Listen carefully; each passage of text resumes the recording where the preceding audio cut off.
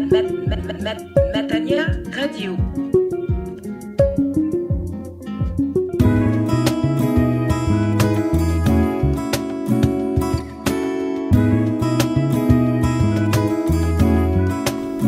Auditeurs de Radio Matania, je vous salue dans le beau et précieux nom du Seigneur Jésus-Christ. C'est le moment de la prédication.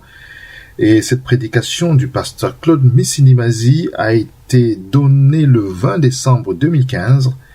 Elle a pour titre La grande joie de Noël et pour texte de référence Luc chapitre 2, les 20 premiers versets. Luc, le chapitre 2, les 20 premiers versets. Noël est la fête de la naissance de Dieu parmi nous. Célébrer Noël, c'est recevoir une parole et la proclamer. Cette bonne nouvelle transforme des vies. Noël, c'est un moment de joie, un moment de fête où tous ceux qui croient en Jésus-Christ doivent célébrer cette naissance parce que cette naissance est l'annonce d'une très bonne nouvelle. Dieu parmi nous, le Sauveur du monde, qui vient nous sauver, qui vient nous délivrer, qui fait luire devant nous une espérance nouvelle. Noël, c'est un moment de joie. Soyez bénis et enrichis par cette prédication. Ça, c'est ma prière. Que le Seigneur vous bénisse et vous enrichisse au travers de cette prédication. Bonne écoute.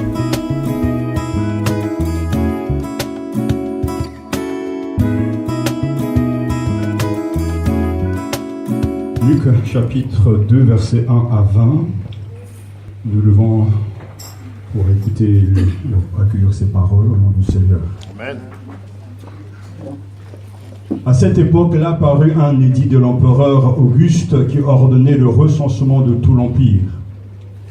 Ce premier recensement eut lieu pendant que Quirinius était gouverneur de Syrie. Tous allaient se faire inscrire, chacun dans sa ville d'origine. Joseph aussi monta de la Galilée, de la ville de Nazareth, pour se rendre en Judée dans la ville de David appelée Bethléem, parce qu'il était de la famille et de la lignée de David. Il y alla pour se faire inscrire avec sa femme Marie qui était enceinte. Pendant qu'ils étaient là, le moment où Marie devait accoucher arriva. Et elle mit au monde son fils premier-né. Elle enveloppa de l'ange et le coucha dans une mangeoire parce qu'il n'y avait pas de place pour eux dans la salle des hôtes. Il y avait dans la même région des bergers qui passaient la nuit dans les champs pour y garder leurs troupeaux. Un ange du Seigneur leur est apparu et la gloire du Seigneur resplendit autour d'eux. Ils furent saisis d'une grande frayeur. Mais l'ange leur dit, n'ayez pas peur, car je vous annonce une bonne nouvelle qui sera une source de grande joie pour tout le peuple. Amen. Aujourd'hui, dans la ville de David, il vous est né un sauveur, qui est le Messie, le Seigneur. Voici à quel signe vous le reconnaîtrez. Vous trouverez un nouveau-né enveloppé de l'ange et couché dans une mangeoire.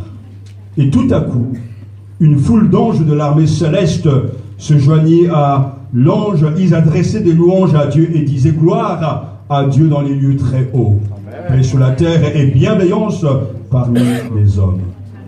Lorsque les anges les eurent quittés pour retourner au ciel, les bergers se dirent les uns aux autres, allons jusqu'à Bethléem pour voir ce qui est arrivé, ce que le Seigneur nous a fait connaître.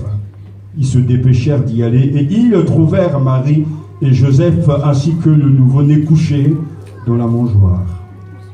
Après l'avoir vu, ils racontèrent ce qui leur avait été dit au sujet de ce petit enfant. Tous ceux qui entendirent les bergers furent étonnés de ce qu'il leur disait. Marie gardait le souvenir de tout cela et le méditait dans son cœur. Puis les bergers repartirent en célébrant la gloire de Dieu et en lui adressant des louanges à cause de tout ce qu'ils avaient entendu et vu et qui était conforme à ce qui leur avait été annoncé. Amen. Prions le Seigneur. Dieu notre Père, Seigneur Jésus-Christ, nous te remercions pour la joie que nous avons de te connaître et d'avoir reçu ta parole. Nous te prions que par la puissance de ton esprit, tu nous donnes de l'accepter, d'y croire et de nous laisser transformer par cette parole. Que cette joie que toi tu veux nous communiquer soit notre partage. Que la paix du Christ nous habite et que ce moment soit béni par toi, accompagné de ta présence et par la puissance de ton esprit. Tu es capable de nous convaincre et de faire de nous des louangeurs en ce jour de fête. Au nom de Jésus-Christ, nous te le prions. Amen. Amen. Merci de vous asseoir. Noël est proche et nous sommes cernés. Tous se liguent pour que nous consommions de toute urgence. Partout des sapins de Noël, comme je l'avais dit dimanche passé dans notre ville, les uns et les autres sont en compétition pour savoir quelle est la maison la plus décorée. Et l'autre jour, je me promenais avec notre fils, on est tombé pratiquement à terre, tellement la maison était décorée de l'intérieur à l'extérieur. Il y avait des lumières partout. Et là, il y a de quoi même faire un accident parce que tout le monde avait les yeux, en tout cas, rêvés sur cette maison parce que c'était vraiment Noël. Il y avait la crèche avec des lumières et il y avait Jésus, bien sûr, illustré. Il y avait tout ce qui est nécessaire à une crèche, l'âne, les tables, enfin la paille. La totale, quoi. Donc, on est vraiment dans cet état d'esprit, en ce moment, nous sommes dans cette attente de fêter et de célébrer, en tout cas, la naissance de Dieu avec nous. Nous croyons, nous devons nous aussi nous réjouir. C'est vrai que la religion de la consommation est à l'œuvre et que ça y est là avec donc sa dinde farcie, ses cadeaux, tout nous pousse à acheter, à consommer. Mais nous, en tant que croyants, nous devons nous rappeler le vrai sens de Noël et recevoir la joie de Noël, parce que Noël, c'est la fête de la naissance du Dieu avec nous, Amen. De l'Emmanuel. Dieu seul a pris l'initiative de ce grand mystère. Nous ne l'avons pas demandé, nous ne l'avons même pas imaginé, mais c'est lui qui en a pris l'initiative. Il a fait pour notre salut, pour établir sa présence au milieu de nous. Ainsi, dans ce temps de Noël, il y a pour nous du bon à méditer sur la source de notre joie. Il y a une espérance à vivre et à partager cette bonne nouvelle. Et j'aimerais que chacun de vous qui est ici ce matin connaissiez davantage la réelle joie de Noël. Pour Luc, c'est clair. Célébrer Noël, c'est recevoir une parole et la proclamer. Cette parole, la bonne nouvelle, est apportée par l'ange, versets 10 à 11. Il dit, oui, l'ange leur dit, n'ayez pas peur, car je vous annonce une bonne nouvelle qui sera une source de grande joie pour tout le peuple. Et aujourd'hui, dans la vie de David, il vous est né un sauveur qui est le Messie, le Seigneur.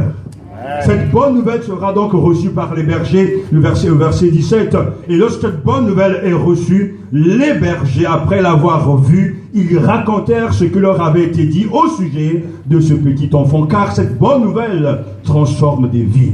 La joie est au cœur du message donc évangélique de Noël. Et nous voulons ce matin avoir des raisons de nous réjouir. Pourquoi l'ange Gabriel dit-il que la nouvelle concernant le Sauveur est une grande joie, source d'une grande joie? J'aimerais vous donner quelques raisons de nous réjouir ensemble. D'abord, parce que la nouvelle concernant le Sauveur est source d'une grande joie, parce que cette bonne nouvelle est pour les pécheurs. Cette bonne nouvelle est pour les pécheurs. Les bergers dans le champ illustrent la race humaine assise dans les ténèbres, verset 8. Il y avait dans la même région des bergers qui passaient la nuit dans les champs pour y garder leurs troupeaux.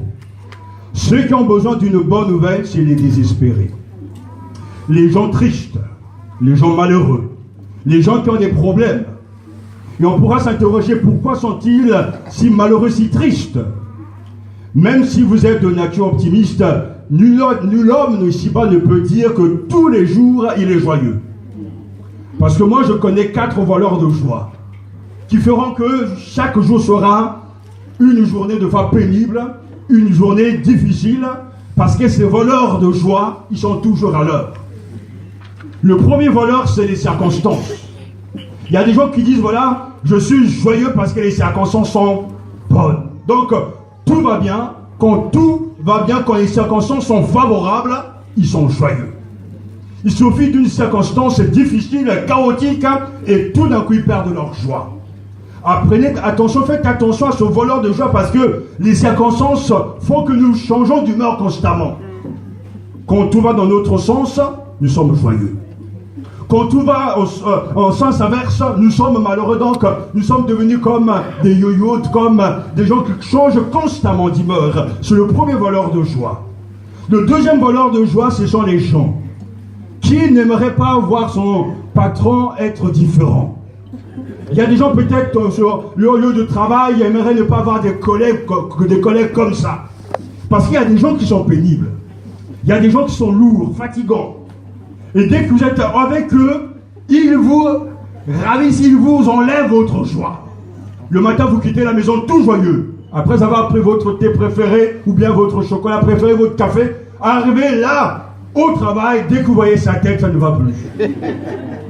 Il y a donc ce voleur de joie qui sont les gens. Et il faudra pourtant faire avec.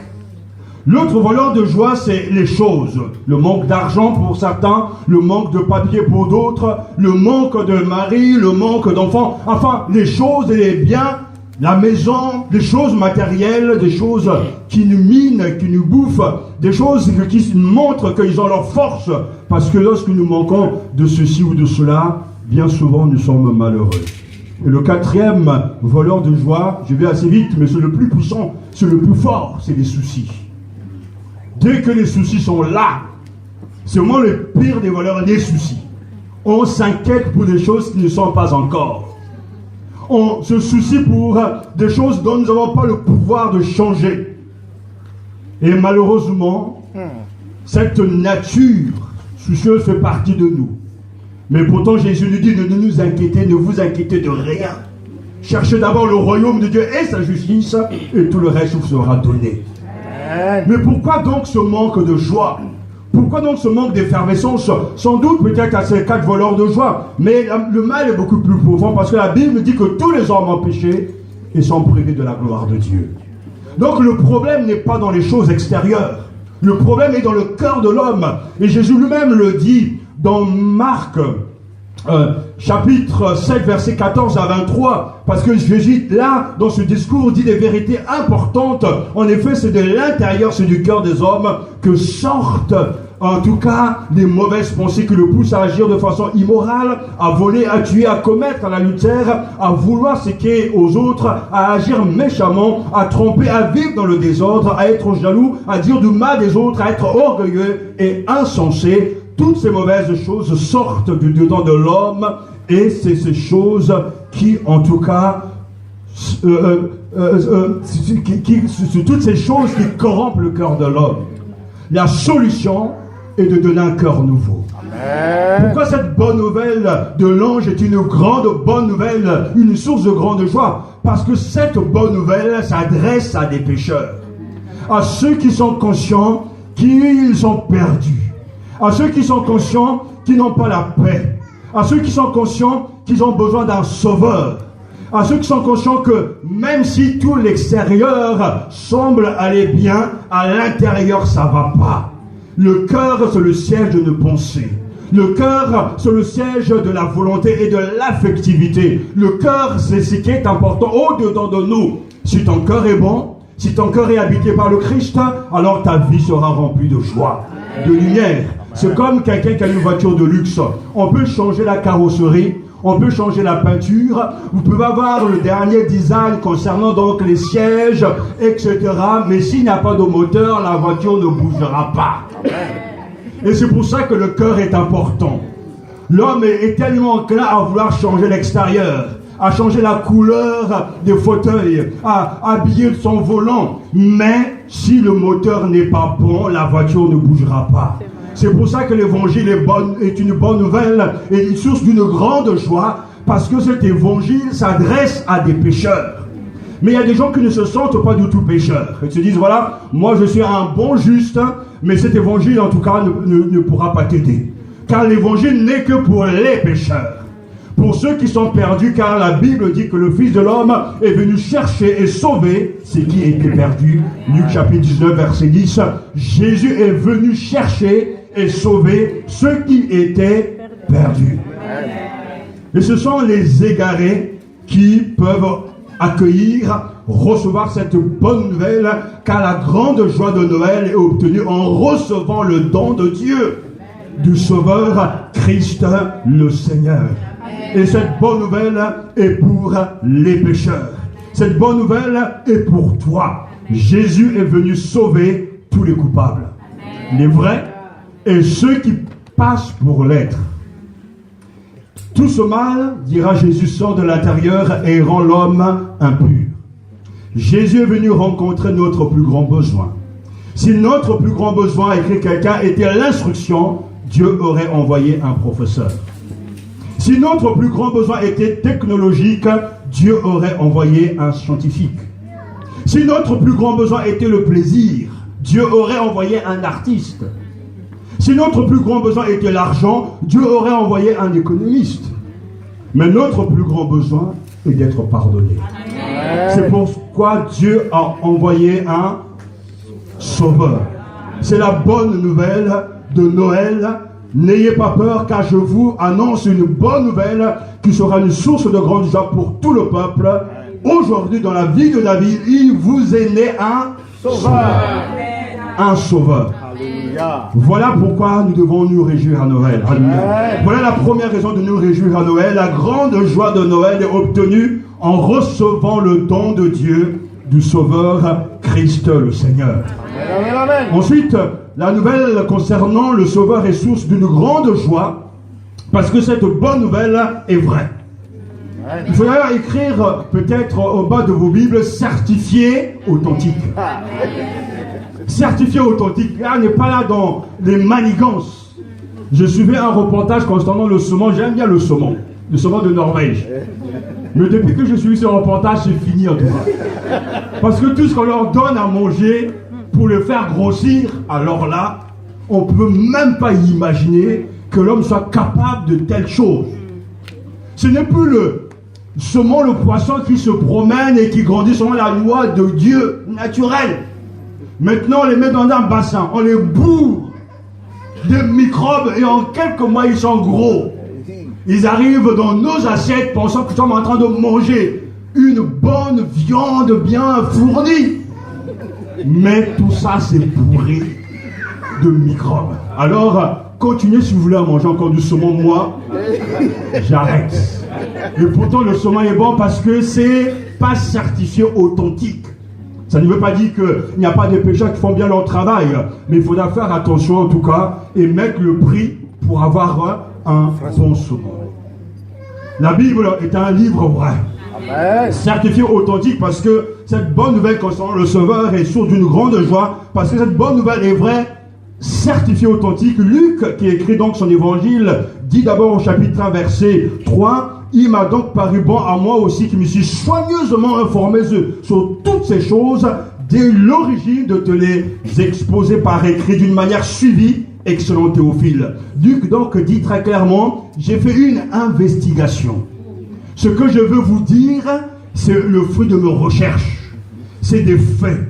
Et plus loin, Luc chapitre 2, verset 19, le texte avons lu tout à l'heure, Marie gardait le souvenir de tout cela et le méditait dans son cœur. Donc, elle méditait des choses réelles.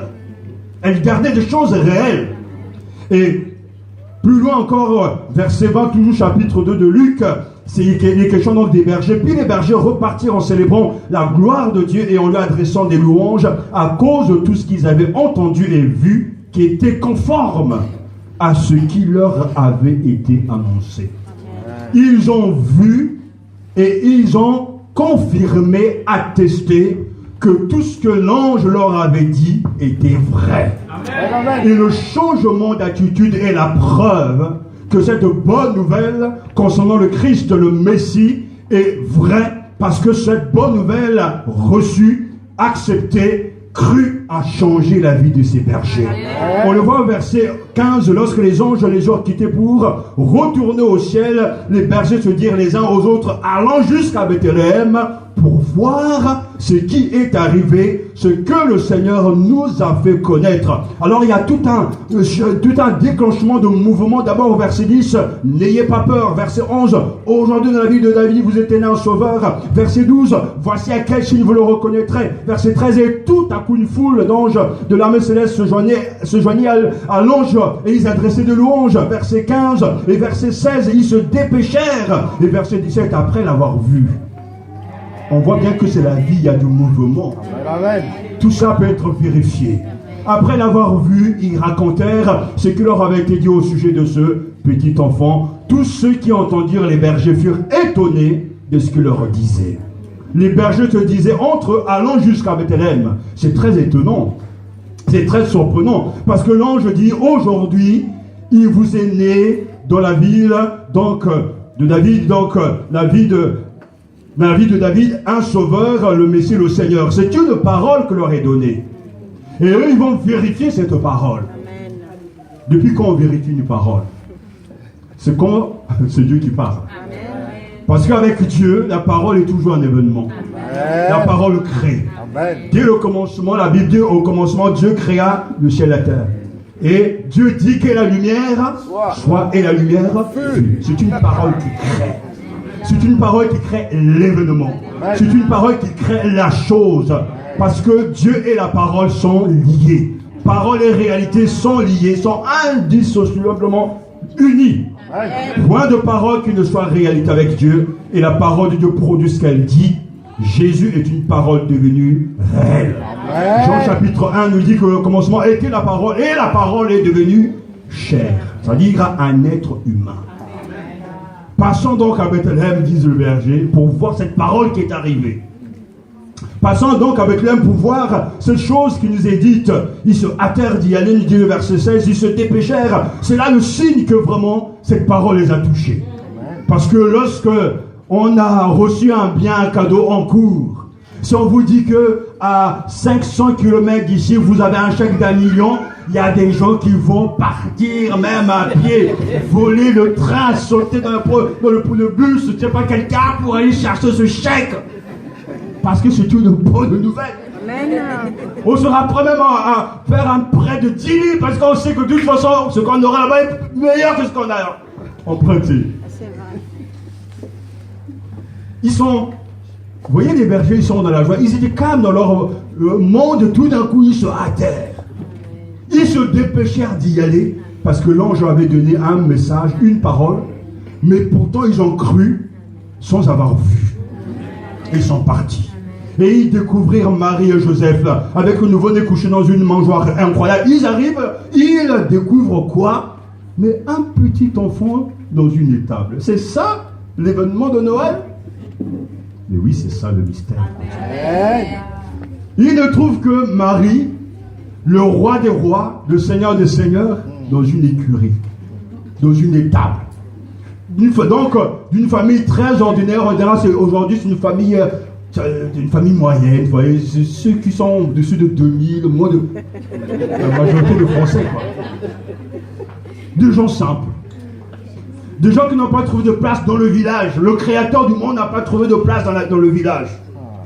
C'est dans une étable, dans une écurie que ces bergers arrivent pour se rendre compte de la parole.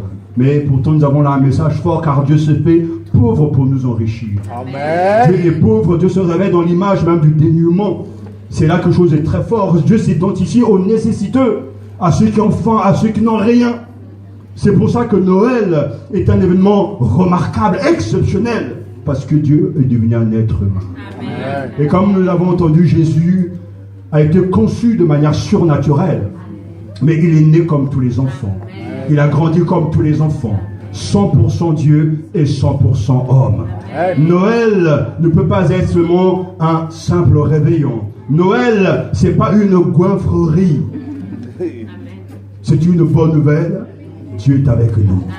Noël ne peut pas être le prétexte aux indigestions et aux dépenses futiles. Non, Noël, c'est une célébration.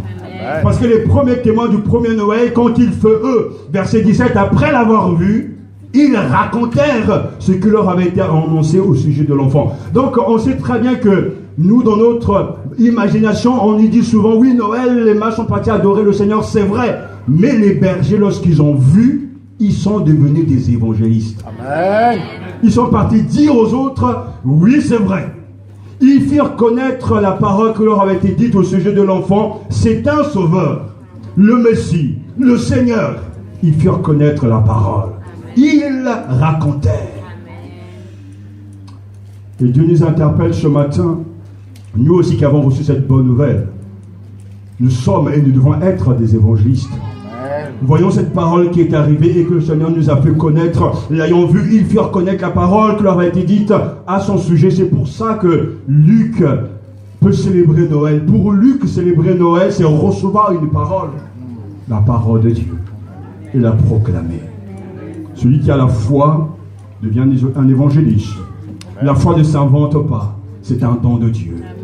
La foi ne peut pas rester inactive, passive, non. La foi est une action. La foi est un comportement. La foi, c'est du mouvement. Elle ne peut pas non plus rester muette, il faut la dire. Les bergers ont entendu le message du ciel. Ils se sont hâtés pour le vérifier. Ils ont fait connaître ce message. Jésus est le Sauveur, le Messie, le Seigneur. Et toi, ce matin, ouvre ta bouche. Annonce l'évangile. Chante ta foi. Alléluia. Que nos vies parlent de Jésus. Et tout le monde s'est étonné sur raconter les bergers. Il y a de quoi, mais tout le monde était étonné, s'émerveillait de ce que les bergers leur avaient dit. Mais parce que cette bonne nouvelle concernant le Sauveur est source d'une grande joie, parce que c'est du réel. C'est pas du toc. C'est du certifié céleste. Alléluia. Marie, servante de Dieu, cependant, retenait tous ces événements et les méditait dans son cœur. Cette femme de Dieu exceptionnelle, modèle d'une grande foi, Marie retenait tous ces événements et les méditait dans son cœur. Elle cherchait à pénétrer le sens de cet événement qui arrive et qui parle de Dieu. Et les bergers repartirent, ils glorifiaient Dieu et louaient Dieu pour tout ce qu'ils avaient entendu et vu selon ce qui leur avait été annoncé. Ce jour-là, pourtant, sur notre planète Terre, il est né bien d'autres enfants. Pourquoi celui-là, ce Jésus, remet-il encore aujourd'hui tant de gens? Qui est-il? Qui est Jésus pour toi? C'est parce que cette bonne nouvelle est vraie que tout au long de l'histoire, des hommes et des femmes, des jeunes gens et des jeunes filles témoignent que Jésus est vivant. Et leur témoignage est vrai, parce que l'évangile est vrai. Cette bonne nouvelle est une réalité, est vraie, attestée et confirmée par tous ceux qui l'ont reçue, à l'exemple des bergers. Rappelez-vous, comme l'a dit Martin Luther, à Noël, nous célébrons 3 miracles. D'abord, le miracle de Dieu devenu un homme. Ensuite, le miracle de Jésus qui a été conçu dans le sein de Marie par la puissance du Saint-Esprit. Et le troisième miracle, sans doute le plus exceptionnel, c'est que nous croyons ces choses. Parce qu'il faut le croire vraiment. C'est tellement incroyable. Dieu ne ment pas. Et nous voulons le louer pour cela. Nous avons des raisons de nous réjouir parce que la grande joie de Noël est obtenue en recevant le don de Dieu de Sauveur, Christ le Seigneur. Il y a une troisième raison de nous réjouir. La nouvelle concernant le Sauveur est source d'une grande joie parce que c'est la bonne nouvelle de Christ. C'est-à-dire, Jésus en est l'objet, le contenu. L'ange leur dit, n'ayez pas peur, car je vous annonce une bonne nouvelle qui sera une source de grande joie pour tout le peuple. Aujourd'hui, dans la vie de David, il vous est né un Sauveur qui est le Messie, le Seigneur. Le verset 11 est très clair. Jésus-Christ est unique. Jésus-Christ est l'inimitable. Jésus-Christ est l'incomparable. Il porte ici 3 titres solennels divins. Il est le Sauveur. Donc, le nom Jésus provient de la forme grecque du nom Josué, qui signifie l'Éternel sauve. Ou bien l'Éternel donne le salut, ou bien l'Éternel est le salut. Jésus est celui qui sauve. Il sauve du péché.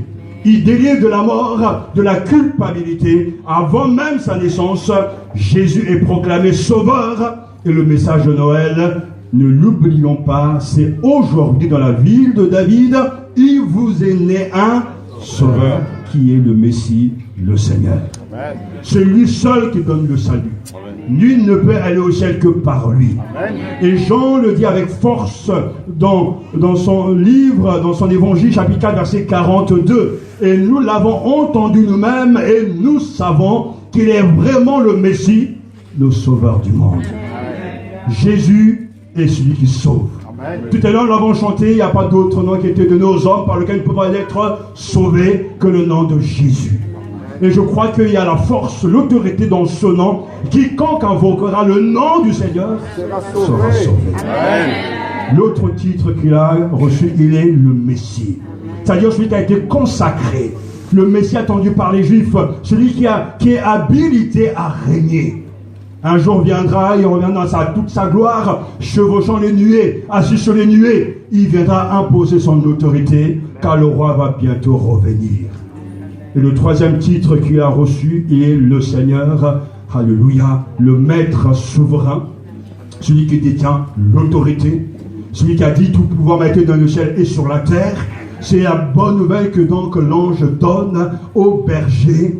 Il s'appellera un sauveur qui est le Messie, le Seigneur. Il vous est né un sauveur. Qui est le Messie?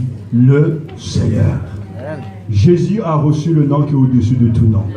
Et nous savons que tout genou fléchira et toute langue confessera que Jésus-Christ est Seigneur.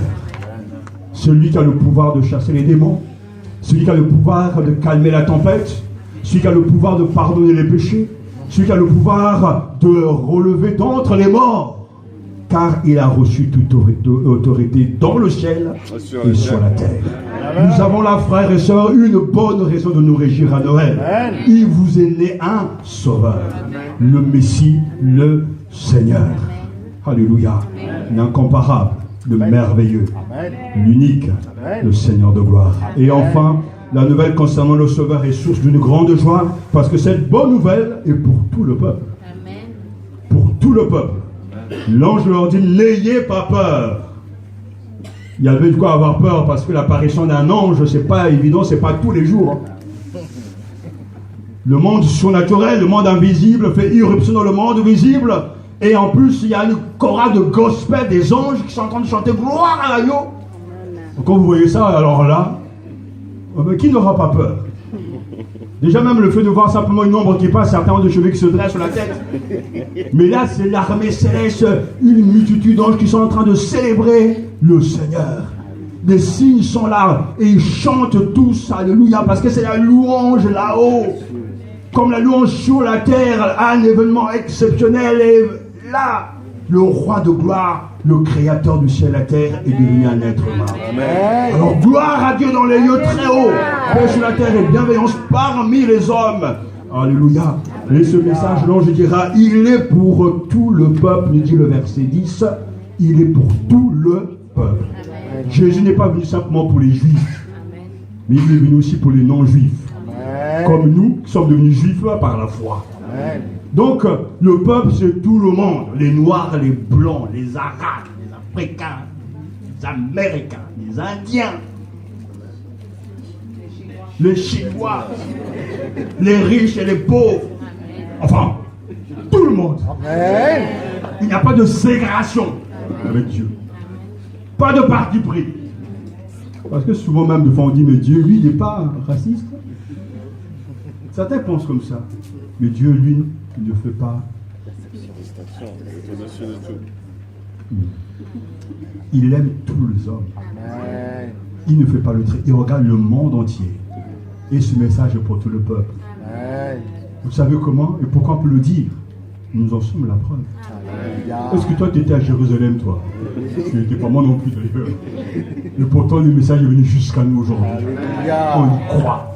Amen. On l'accepte. Et on le confesse, on le prêche même. Amen. Ça, c'est le mystère. Alléluia. C'est pour ça qu'il faut célébrer Noël avec des raisons de le faire avec joie. Amen. Alors, je ne sais pas si vous êtes avec cet esprit de fête. Chez nous, à la maison, ça chauffe déjà. Mon épouse aime Noël, je ne sais pas, c'est une fanatique de Noël. Elle a tellement décoré la maison, il y a des guirlandes, il y a partout des lumières. Je ne sais même pas où j'habite, quoi. Presque. Et l'autre fois, il y a tellement de choses que ça suit partout. Dès que je dors, on voit ça partout. Mais il y a des gens qui sont tristes à Noël. Il ne faut pas être triste à Noël. Noël, c'est un moment de joie. Parce que nous comprenons qui nous sommes en train de fêter, qui nous sommes en train de célébrer. Même si vous êtes seul, vous avez raison de vous réjouir.